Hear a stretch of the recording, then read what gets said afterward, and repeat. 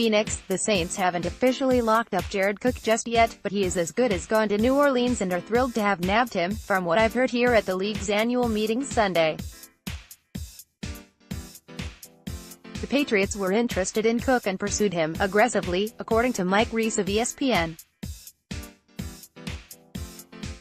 Cook would have provided the Patriots with a more than capable receiving threat at the tight end spot, someone who hauled in 68 catches on 99 targets for 896 yards, 13.2 yards per catch last season in a below-average passing offense. But, as Reiss writes, it seems as though New England's uncertain plans at tight end might have impacted Cook's decision. Bill Belichick and his front office, of course, are in a bit of a jam at the moment at that position. Rob Gronkowski said after the Super Bowl that he'd need a little time to determine whether or not he'd be back for 2019. From what his agent Drew Rosenhaus has said multiple times, though, he's still thinking, what can the Patriots do now? They signed Matt Lacosi earlier this offseason, but the options remaining in free agency are thin. More from Phil Perry, tweener, not a dirty word for the Patriots' Austin Seferian-Jenkins, 26, the 6'5", 262-pounder is an imposing physical presence and someone who has shown in the past that he can be a dual-threat type of player.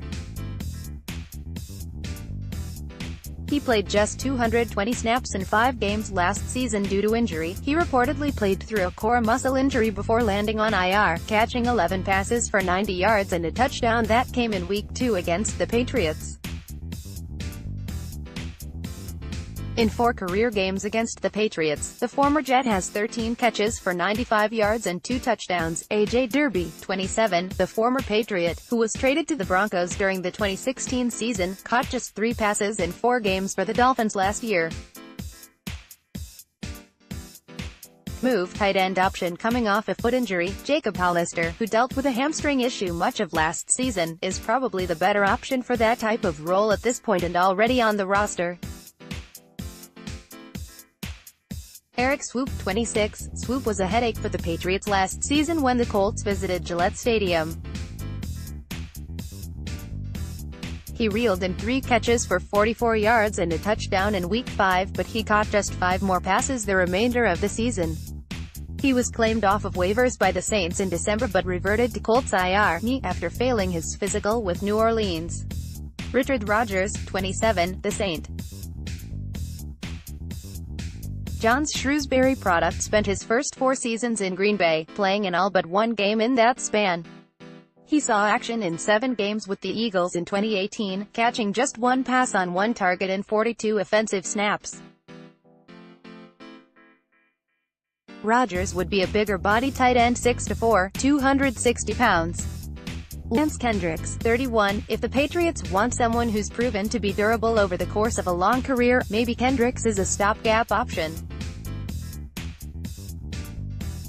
In 8 pro seasons, he's missed just 3 games. He caught 19 passes for 170 yards and a score in Green Bay last year. Jermaine Gresham, 30, might also fall into this category.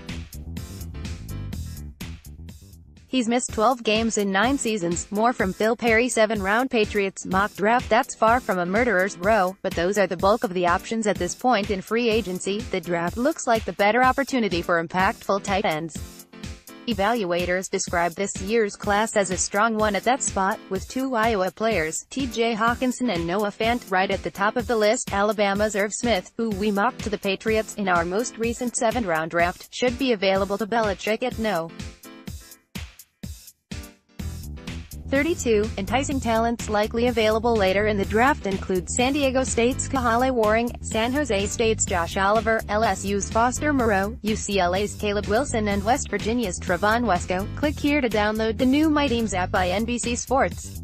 Receive comprehensive coverage of your teams and stream the Celtics easily on your device.